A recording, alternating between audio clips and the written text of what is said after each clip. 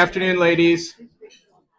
We're going to go ahead and get started with our program. We want you to continue eating and enjoying each other's company. We do want to get to our speakers also so they can share some great information. My name is Heath Holdsworth, and I am the treasurer of the Glenn County Democratic Party. I want to welcome you here today. I do want you to know, again, we are committed to these luncheons.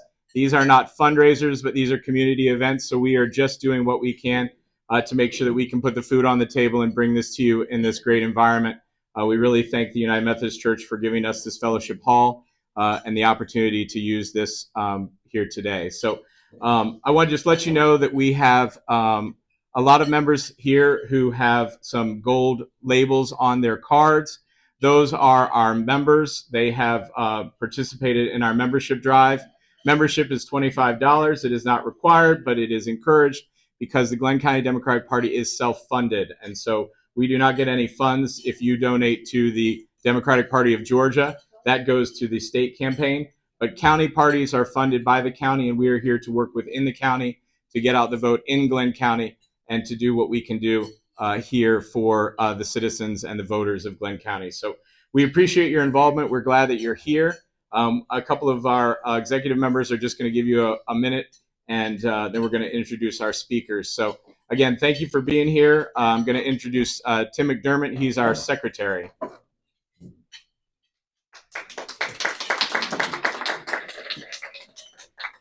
Good afternoon, everybody. I am also a District 2 representative, and I'm hoping that everyone in this room has got this postcard. We send out about 1,000 of them. We are having an event Saturday morning on Demery on the island. It's a District 2 meet and greet, but anyone is welcome. We will have donuts, coffee, tea, some very good speakers. We'll send out an update email today, but we would appreciate as many of you guys, ladies, men, come out and have a donut, have a cup of joe with us. If you didn't get this, I'll leave this back there on the table by the tea, and you can take a picture of the QR code, which will allow you to kind of RSVP to make sure that we have a donut with your name on it, okay?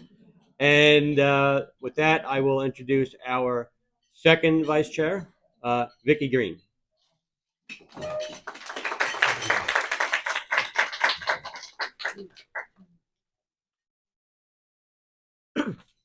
Thank you all for coming today and braving the monsoon.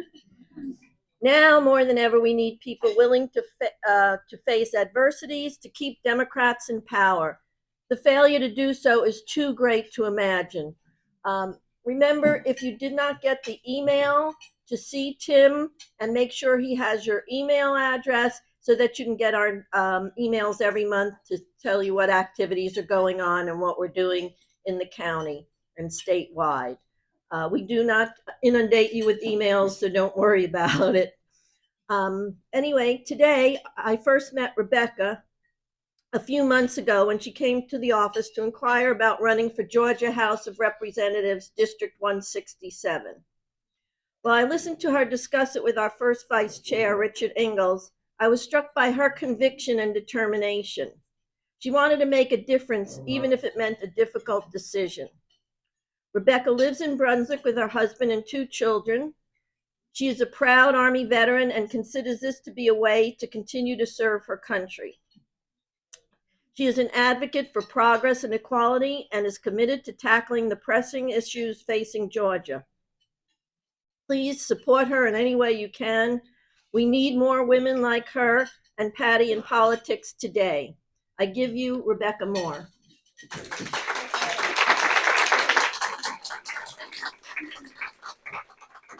Hello. I like to start with hey y'all, because that usually so like she said, I'm Rebekah Moore. I'm 45 and I actually have 3 kids, but that's okay. I don't know if I it's fine. I've lived in District 167 even after it was gerrymandered for 17 years, and my husband's family actually is from St. Simon's Island. As far back as he was able to find, that's where they're from, so I feel like we're connected to this place by that. I grew up in a super rural area, very similar to District 167. I grew up poor. I faced poverty. It's one of the reasons why I joined the military, was to escape poverty and to take care of myself and try to take care of my family. I served honorably for 12 years until I was medically discharged due to an injury.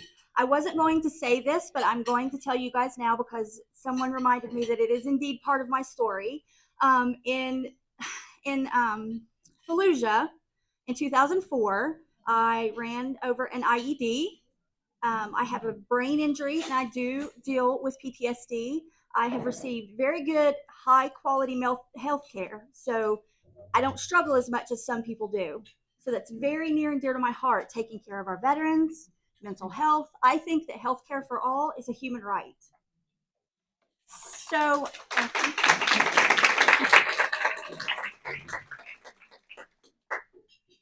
since getting out of the military, my husband and I decided that it would be better off financially to stay at home with the 3 boys.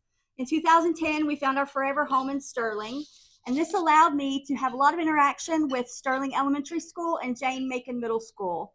I volunteered and I was very hands-on as much as I could be, and I watched the teachers and how wonderful they were with our children. I witnessed how dedicated they are, and I also watched how slowly they were bombarded with more responsibilities and less support. That is unacceptable. They need more than what they're being given. The education system that we have now is in desperate need of fundings. I've witnessed my own sister, who is a school teacher, use her savings account to purchase school supplies for her children in her class. And she was working at the time simply to pay for daycare. She was making no money working this job. So, teachers deserve mental health support. They're dealing with a lot. Some of these kids have big issues. Some of the parents have big issues. There needs to be a way that we can implement that. Everyone involved in a child's education, executive staff, lunch staff, custodians, everyone is going to be affected if they pass vouchers. Vouchers are a very bad idea for a number of reasons. This takes money away from the public schools, of course, but keep in mind that charter schools and private schools do not have to follow ADA rules, meaning that if your child is disabled, if you have a child who is Black, if you have a child who identifies as trans or a member of the LGBTQ community, they can deny entrance into that school. Charter schools and vouchered schools also do not have to follow the state curriculum. So the education they receive may be not up to par for what they need to move on in their lives and become successful adults. So there needs to be a better stream of funding for our teachers, for our schools. We need to tax everyone equally and appropriately. We need to, forgive me, I lost my place. We need to make sure that everyone pays their equal share, even if they don't have children in school. Everyone benefits. Even the business owners benefit from our children being educated. They drive on the roads that our people, that our community provides for them. They walk on the sidewalks, they go to the grocery stores. So everyone should be required to pay fair and equal tax. So there are 2 more pressing issues. Well, yes, 2 more pressing issues that I would like to speak on today. First, I want to talk about the anti-trans rulings that have been coming from not only the Georgia legislature and Senate, but all over the state. Gender inequality exists. It's global, of course, but we have to fight it for our kids especially, who face discrimination, violence, and unequal opportunity. They deserve autonomy, having control over their own bodies. One's choices about their body and their destiny should be made without fear, coercion, or judgment. We must respect the autonomy of all individuals, especially the trans community, as trans rights are human rights. Now I'll move on to another issue of autonomy, abortion rights. I'm sure everyone here is familiar with what has happened in Arizona. It is, and it's very frustrating. It makes me very emotional because I take it personally. At 17 years old, I enlisted in the Army. I swore my oath to the Constitution of the United States of America that I would lay down my life to protect this country, and they deny me the right to an abortion if I need one. It's disgusting. I will not stand for it. I cannot wag my finger at the side anymore. Lastly, I'm sure that the crowd knows already, but I've been reading a lot about the Heritage Foundation and their 2025 Presidential Transition Plan. Is everyone familiar with that? So just in case you're not, or if you need a refresher, it includes immediately invoking the Insurrection Act of 1807 to deploy the military for domestic law enforcement, and it directs the Department of Justice to pursue Trump adversaries. This is not acceptable. This leads to fascism. There are many who don't care. Many aren't affected by the bills that are being presented and the laws that are being passed. But I was speaking with someone earlier how this whole situation has reminded me of a poem written by a German priest after World War II. He was initially identified as a Nazi, but after the Holocaust happened, he realized what was happening. It's called. I blanked on you. First they came. So we can change. Originally it started out with communist, socialist, but we can change it now, though. We can say, first they came for the immigrants. Then they came for the LGBTQ community.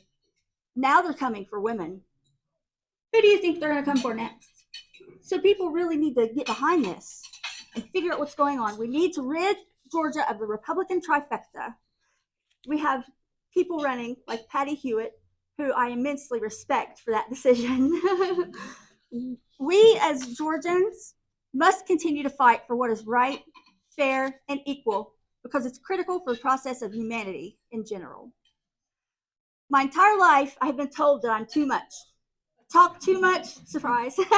I'm too positive, I'm too persistent, way too enthusiastic, too outspoken, too loving, too loyal. But these attributes have put me behind this standing here today. It's these very things that I want to carry with me to Atlanta. To be an example to the other lawmakers that they too can be loving, loyal, kind, equitable. We have to replace the anger, the bitterness, and the lack of will with a big blue wave. Let's hope that wave soon washes over Georgia and brings equality and justice to our beautiful state. Thank you.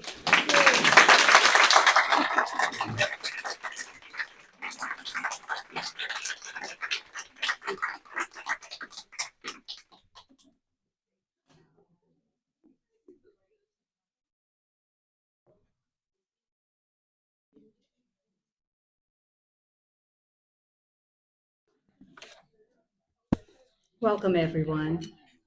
If you don't know, I'll just introduce myself. I'm Olga McKenzie. I'm the chair of the Glen Dems. Today, we have Patti Hewitt, Democrat, running for the 1st Congressional District of Georgia to unseat Buddy Carter.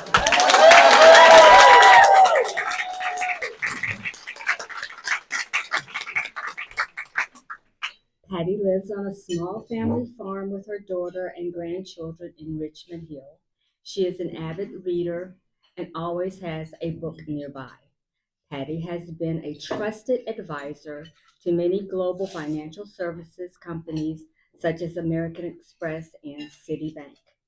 Patti has worked tirelessly in the 1st Congressional District through her civic leadership by holding a post seat for Liberty County Democratic Committee, executive board member of Coastal Georgia Chamber of Commerce, chair of the Bryan County Democrat Committee, twice elected Democrat Party of Georgia State Committee, and treasurer of the Rural Caucus for the Democratic Party of Georgia.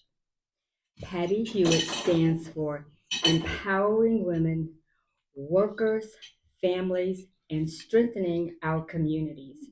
With Patti Hewitt, there is no litmus test for inclusion. All are welcome, and no one gets left behind. Ladies and gentlemen, Patti Hewitt.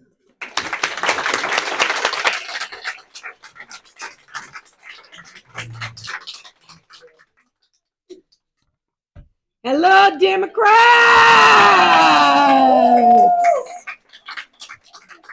This is the first Democratic group. Tim, do you want me to wear this lavalier? I'm going to put it on. He's not listening. No problem. This is the first place that I even indicated that I was thinking of running. You may remember that some time ago, back in June, I think, of last year. This was the very first committee that I announced formally that I am running. You may remember that. And now I am the presumptive Democratic nominee. Yes! See how this happens? Let's hope the whole campaign is just that easy. And I want to say again and again and again that I am in this race to win. I am in this race to flip this seat, and Democrats can have a place of power in District 1. I am here to affirm that women will not be intimidated, women will not be silenced, and women will not be deterred from the work we have to do and to take back the power that is ours, not theirs. It is our power. Now, let me tell you a little bit about why I know I am qualified to do this work. You can see that I am passionate about running, but I spent many, many years working commercializing financial services. So working in an industry here in this country and globally, the most heavily regulated industry, I believe it is the most heavily regulated industry in our country and in the world, advising some of the leading companies in this area, because I understand how business and regulations and the economy come together, right? How these three things really intersect with one another.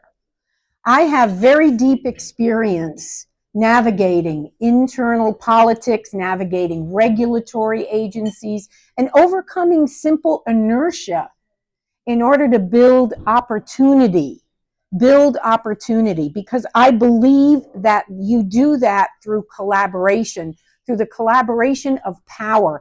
Power does not have to be from the top down. Power can be distributed. Power can be coordinated. Power can be collaborative. And I believe that. That has been a tenet of my work, my professional work, and my personal work for my entire life. I am focused on the singular goal of making sure that we preserve our American form of government as a democracy and protecting the rights of all who live here within our great country, just as Rebekah talked about. Who comes next? We have to remember this is just the beginning of having control. For example, we know that our legislators, our lawmakers are actively and very openly, this is another unique aspect of the time we are in, because we can remember times when this was all done kind of hidden, right? And there was just a patina put over it. But no, now they're publishing reports. You can download Project 2025 right from the internet and read it for yourself. They want to take away the rights of doctors to have a private practice because HIPAA, who cares about HIPAA? Women don't have HIPAA protections. We're not allowed to have private health care. That's no longer our right. It's no longer the right of doctors to provide private health care to us. They can't perform life-saving procedures when they need to or want to because women have to be dragged into court to justify that they are ill and they need this. We are not allowed to decide what is or cannot be done with our bodies. We can't make these decisions in the privacy of our own homes, with our own families and our doctors. Now what they plan to do with Project 2025, I can just tell you, if you are going to download this and read it, go to Costco. They sell those big bottles of wine there, those really big ones. You know, get one of those, because I can tell you, You're going to need it when you read it. They want to dismantle Medicare and Medicaid because, of course, they want to throw us out into private enterprise, and they want to regulate marriage. They want to regulate marriage as only, and they are very explicit about this, only being between a man and a woman, where the man is the head of the family. No offense to any men here, no offense. And divorce becomes much more public and much more difficult. And that has already happened in Louisiana. That has already happened in Louisiana. No fault divorce is gone in Louisiana. You have to go to court and you have to expose yourself and your family to a court process in order to get a divorce, right? And you know what this is called, my friends? Social engineering. Social engineering. Similar to what Rebekah mentioned about who is left, we know what happens when governments want to socially engineer their populations. And I say to all of that, no. No. Let's be unambiguous. No. We can't allow this. And that means in our district, our Democrats have to shake off their disappointments. They have to shake off the myths that they believe that we can't win seats. They have to shake off and reach for the win. I want to see you all reach for that gold ring because I am very confident we can do it. We hear experts. They tell me all the time, and I know my campaign manager, Angel, hold your hand up. My partner, my dear partner, they say to me, oh, Patti, you know, there's not enough votes in the district. There's not enough Democrats. And I say, as soon as they start talking, first of all, I hear this, bark, bark, bark, bark, bark. So when they're done, because we're always respectful, I know that this person is a 42% mither. And what is a 42% mither? A 42% mither is somebody who believes that our entire Democratic vote is only 42%, and that's it. We can't get any more than that. And I say, no, no, no, my friends, 42% is our base, and that's a great base.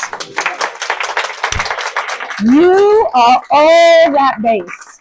I am that base. We are the people. You look at this district, and let me tell you, I bet you there are districts around this country that would love to see these kind of figures, because election after election, no matter who's running, no matter what the circumstances are, that 42% comes out. And I can tell you that, to me, is a huge springboard, huge springboard.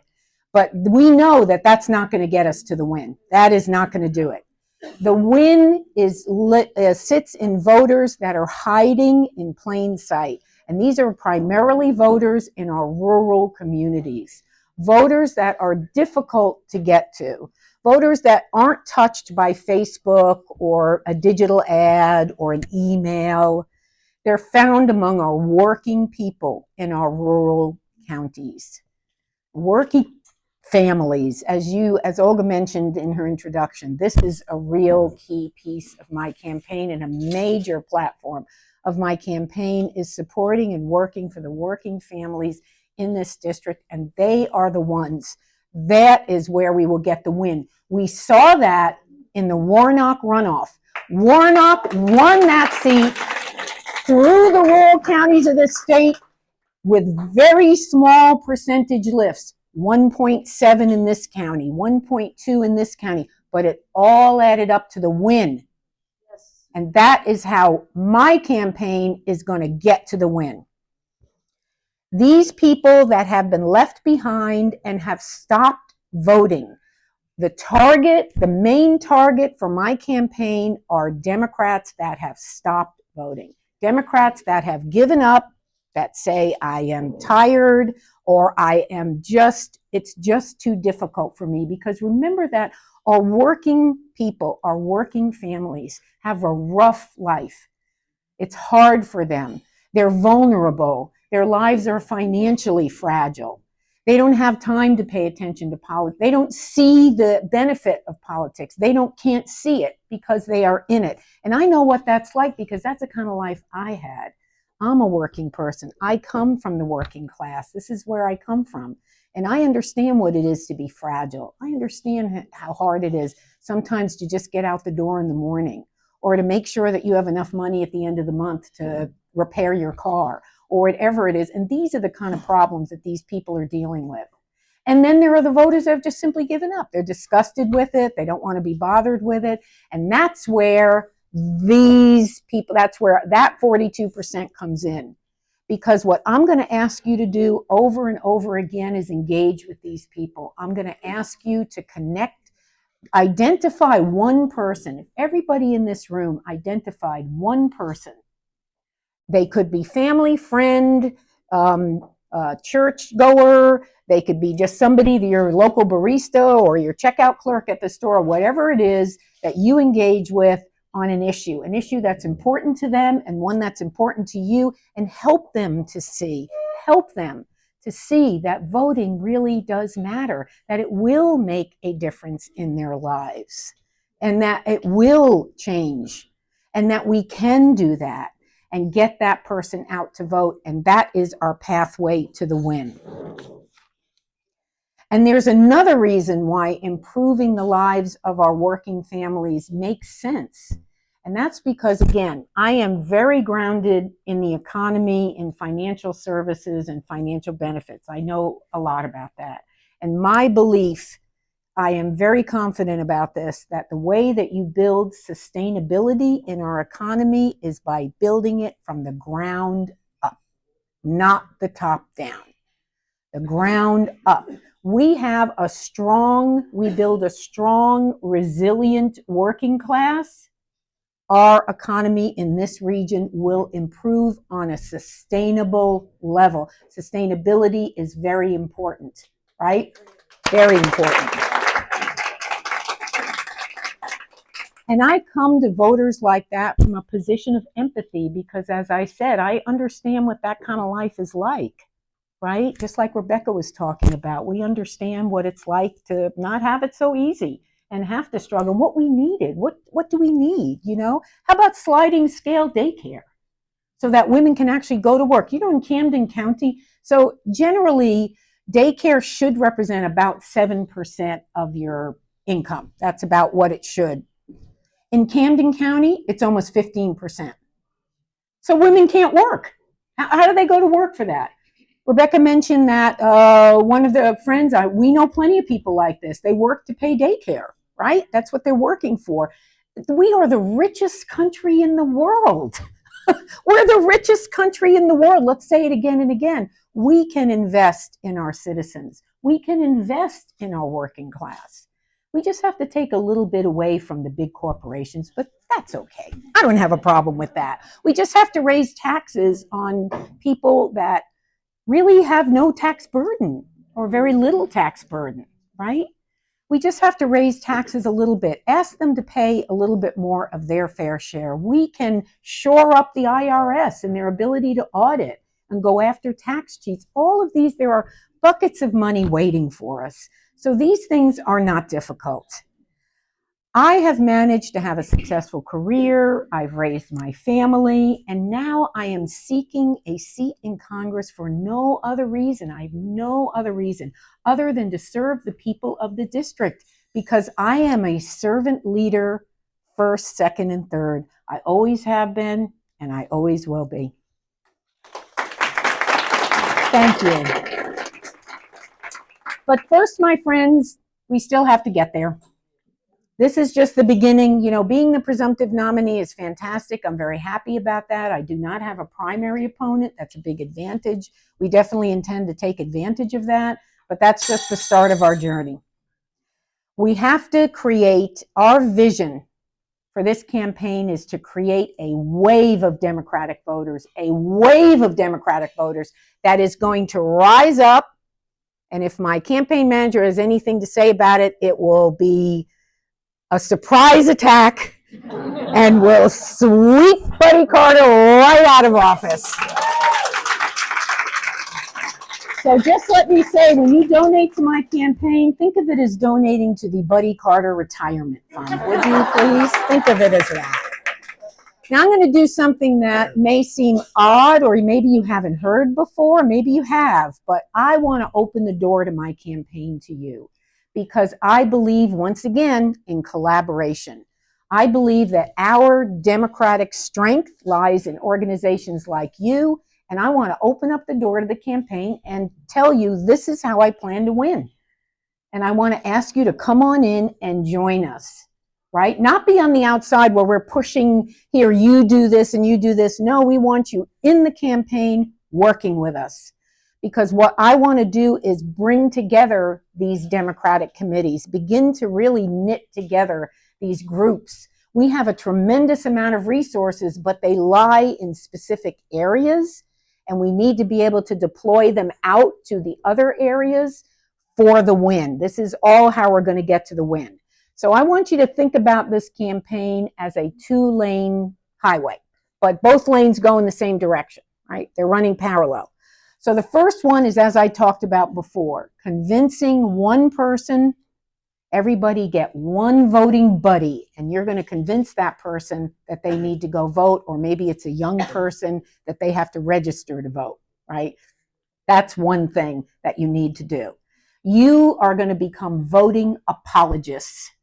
You're going to advocate for voting. You're going to listen, engage, motivate, convince. Listen, engage, motivate, convince. 1 drop, 2 drops, 3 drops, 4 drops.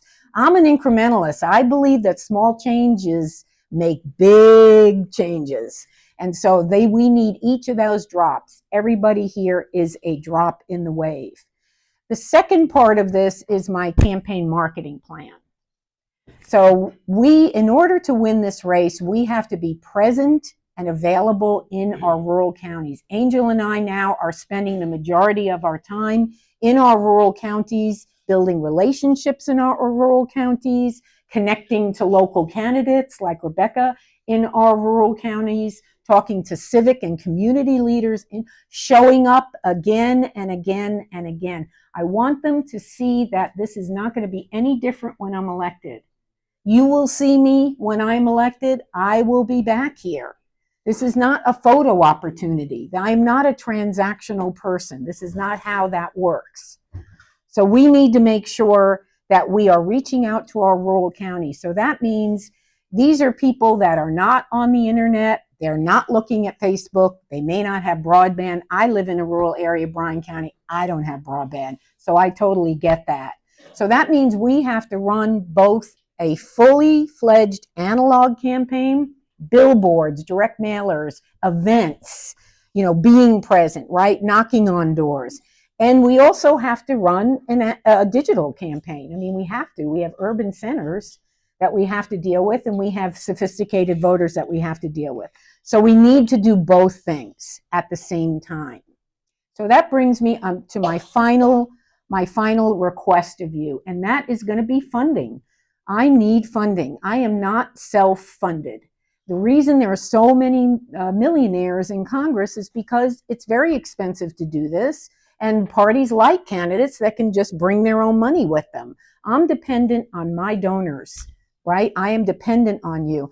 I'm not turning back from PAC money or corporations that I feel are aligned with my values, and they will be vetted before they're allowed to make contributions to us. I'm not opposed to that, but my main tranche of support, and this group has been very supportive, and I'm going to ask you to please continue to do that because I need that money. I'm running a very lean campaign team. I'm not spending much money at all, as Angel will tell you, on personnel. Actually, we're just onboarding our first intern, which we're very excited about. A young lady from Armstrong College is going to be interning with us. We're going to onboard her this week. We're looking for other young people to give opportunities that may be interested in a career in politics. Please tell them to join us. We would love to have them because I want to put as much money as possible into my marketing.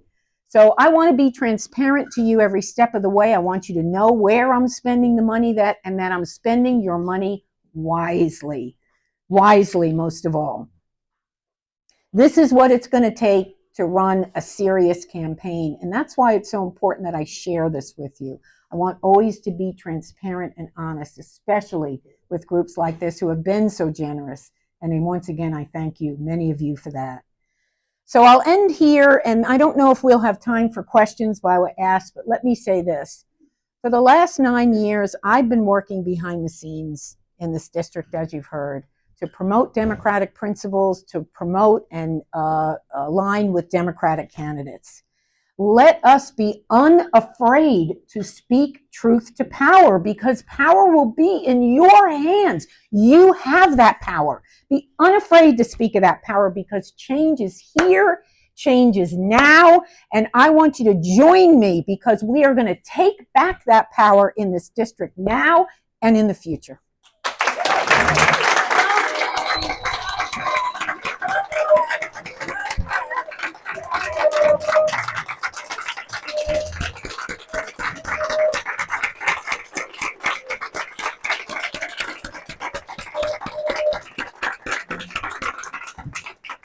Now, again, do we have time for questions or no? We do, and if you will be willing to take questions, Sure. I know there might be people who would like to ask. Absolutely, happy to. Thank you, my friends. Thank you so much. Questions? Yes, ma'am.